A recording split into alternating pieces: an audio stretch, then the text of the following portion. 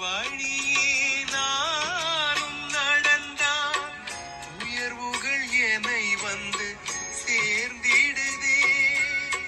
நீ வந்து தந்த ஞானத்தினாலே மூன்றாம் கண் என்னில் திறந்திடுதே.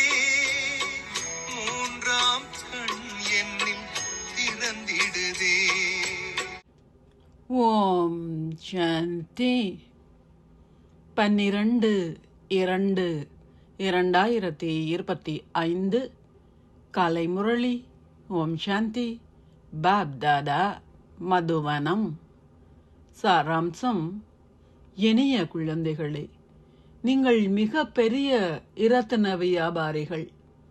அனைவருக்கும் அழியாத ஞான இரத்தினங்களாகிய நகைகளை கொடுப்பதன் மூலம் நீங்கள் அனைவரையும் செல்வந்தர்கள் ஆக்க வேண்டும். கேள்வி: உங்கள் வாழ்க்கையை வைரம் போன்று ஆக்குவதற்காக பிரதானமாக எந்த விடயத்தில் நீங்கள் மிகவும் அவதானமாக இருக்க வேண்டும்? பதில்: நீங்கள் வைத்திருக்கும் சகவாசத்தில். குழந்தைகள் ஞான மழையை மிக நன்றாக பொழிபவர்களின் சகவாசத்தையே வைத்திருக்க வேண்டும். மழையை பொழியாதவர்களின் சகவாசத்தை வைத்திருப்பதனால் என்ன பயன்? நீங்கள் வைத்திருக்கும் சகவாசம் உங்களில் அதிகளவு செல்வாக்கை செலுத்துகின்றது. நல்ல சகவாசத்தினால் உங்களில் சிலர் வைரம் போன்று ஆகுகின்றீர்கள்.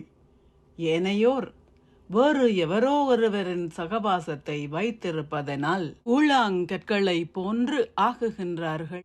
ஞானம் நிறைந்தவர்கள் நிச்சயமாக ஏனையோரை தங்களுக்கு சமமானவர்கள் ஆக்குவார்கள்.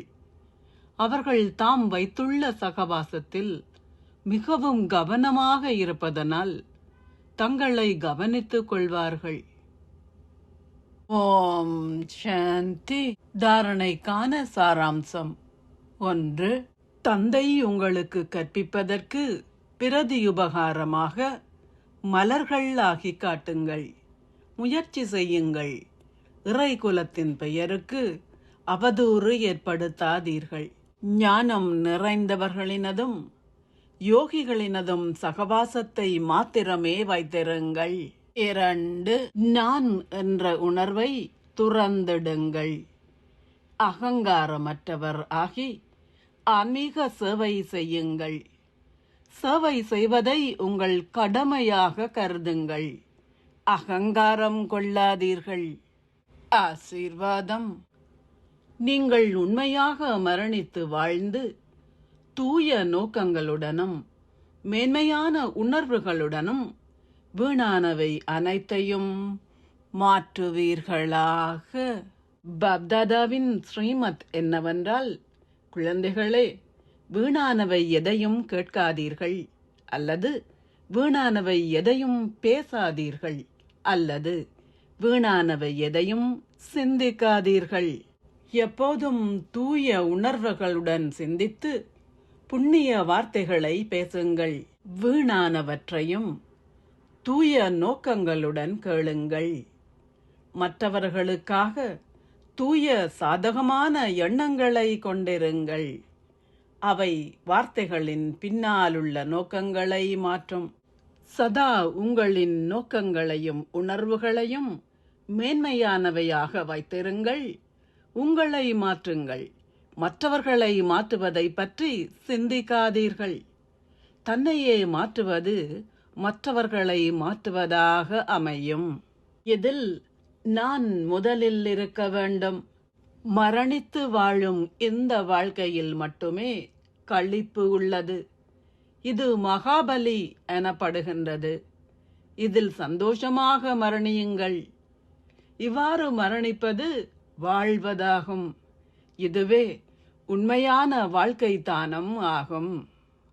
ஸ்லோகம்: உங்களின் எண்ணங்களின் ஒருமுகப்படுத்துதலால் மேன்மையான மாற்றம் துரிதகதியில் இடம்பெற முடியும். அவ்யக்த சமிக்ஞை: ஏகாந்தத்தின் மீது அன்பு வைத்து ஒற்றுமையையும் ஒருமுகப்படுத்தலையும் கிரகியுங்கள். ஒன்று கூடலின் சக்தியால் எது தேவையோ அதை அடைய முடியும்.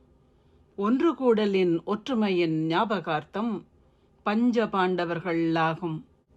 ஒற்றுமையின் சக்தியானது ஹாஜி ஹாஜி என கூறுவதனால் காட்டப்படுகின்றது. அவர்கள் தமது கருத்துக்களை கூறினார்கள். பின்னர் ஒற்றுமையின் பந்தனத்தால் தங்களை கட்டிக்கொண்டார்கள். இந்த ஒற்றுமையே வெற்றிக்கான வழிமுறை. ஓம் சாந்தி. நன்றிகள் பாபா.